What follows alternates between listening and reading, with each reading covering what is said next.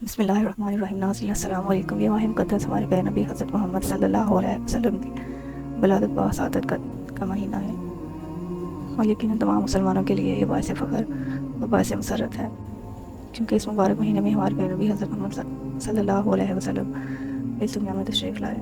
تو آئیے جانتے ہیں کہ ہمارے پیارے نبی حضرت محمد صلی اللہ علیہ وسلم کی ولادت و سعادت کس دن ہوئی۔ حضرت محمد صلی اللہ علیہ وسلم کی ولادت 12 ربیع الاول کو عام الفیل کے سال 570 عیسوی کے لگ بھگ مکہ مکرمہ میں ہوئی۔ روایات کے مطابق یہ بروز پیر یوم اثنین کو ہوئی۔ وقت کے حوالے سے روایات مختلف ہیں، لیکن زیادہ مشہور روایت کے مطابق حضرت صلی اللہ علیہ وسلم کی ولادت مبارک صبح صادق کے وقت ہوئی، یعنی فجر کے قریب۔ بعض روایات میں رات کے آخری پہر کا ذکر بھی ملتا ہے۔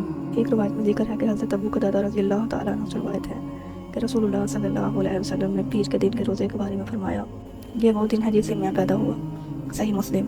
لہٰذا دن کے لحاظ سے پیر کا دن اور وقت کے لحاظ سے فجر سے پہلے یا قریب کا وقت حضور اکرم صلی اللہ علیہ وسلم کی ولادت و سعادت کے لیے مشہور ہے۔ آئیے اس حقیقت کو جاننے کے لیے چند حدیث پر نظر ڈالتے ہیں۔ ایک روایت میں ہے کہ حضرت ابو قتادہ رضی اللہ تعالیٰ عنہ روایت کرتے ہیں کہ رسول اللہ صلی اللہ علیہ وسلم سے پیر کے دن کے روزے کے بارے میں پوچھا گیا تو آپ صلی اللہ علیہ وسلم نے فرمایا،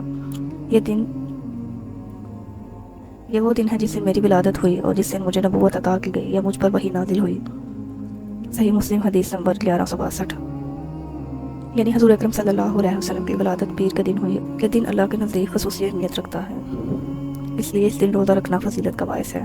ایک اور روایت کے مطابق حضرت عبداللہ بن عباس رضی اللہ تعالیٰ عنہ روایت کرتے ہیں کہ رسول اللہ صلی اللہ علیہ وسلم نے فرمایا کہ جب اللہ تعالیٰ نے حضرت آدم علیہ السلام کو پیدا کیا تو ان کی پیشانی سے نور نکالا جو آپ کی اولاد کے مابین منتقل ہوتا رہا، یہاں تک کہ حضرت عبد المطلب کی اولاد میں آ کر ٹھہرا۔ یہ نور دراصل رسول اللہ صلی اللہ علیہ وسلم کا نور تھا، یعنی حضور اکرم صلی اللہ علیہ وسلم کا نور تخلیق کی ابتدائی مراحل سے ہی منتقل ہوتا رہا اور اس نور کو اللہ تعالیٰ نے محفوظ رکھا اور یہاں تک کہ آپ صلی اللہ علیہ وسلم دنیا میں تشریف لائے۔ ایک اور صحیح روایت کے مطابق حضرت جابر بن عبداللہ رضی اللہ تعالیٰ عنہ سے روایت ہے کہ نبی کریم صلی اللہ علیہ وسلم نے فرمایا، میں اس وقت بھی نبی تھا جب حضرت آدم علیہ السلام مٹی اور پانی کے درمیان تھے۔ یہ حدیث جامع ترمذی کی ہے۔ یعنی آپ صلی اللہ علیہ وسلم کی نبوت کا سلسلہ تخلیق حضرت آدم علیہ السلام سے بھی پہلے شروع ہو چکا تھا۔ آپ کی نبوت پوری انسانیت کے لیے رحمت ہے اور آپ صلی اللہ علیہ وسلم کی تشریف آوری دنیا میں عظیم ترین واقعہ ہے۔